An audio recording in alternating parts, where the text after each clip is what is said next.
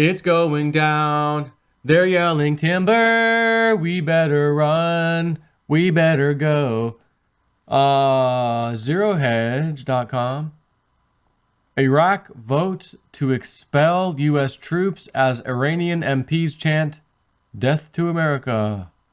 If President Trump wanted to reduce America's troop presence in the Middle East, he may have just got his wish, albeit not at his orders. During an emergency parliamentary session this morning, the Iraqi government just voted to have foreign troops removed from the country.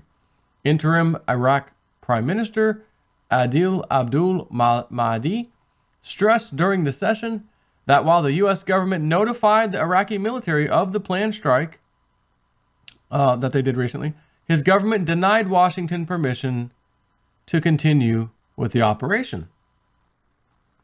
As Russia Today reports, Mahdi said after the incident that it was clear it was in the interest of both the U.S. and Iraq to end the presence of foreign forces on Iraqi soil.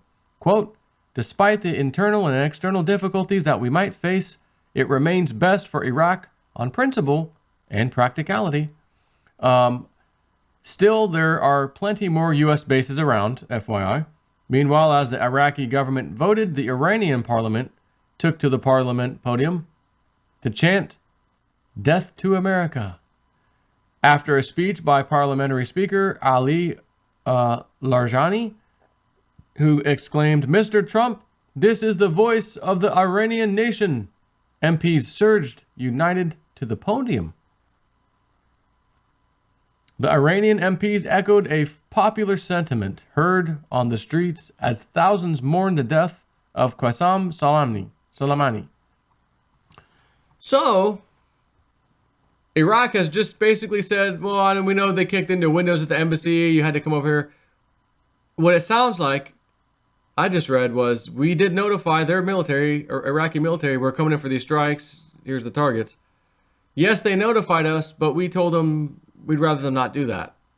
And you did it anyways. Since you did it anyways, you're going to have to go now. It will be very interesting to see what happens next. Is our government going to say, okay, you're a sovereign nation, we'll respect you? Or are we going to say, well, there's terrorists around there, they attacked, we're going to have to stay.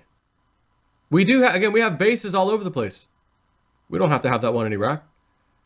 This ought to let the world know.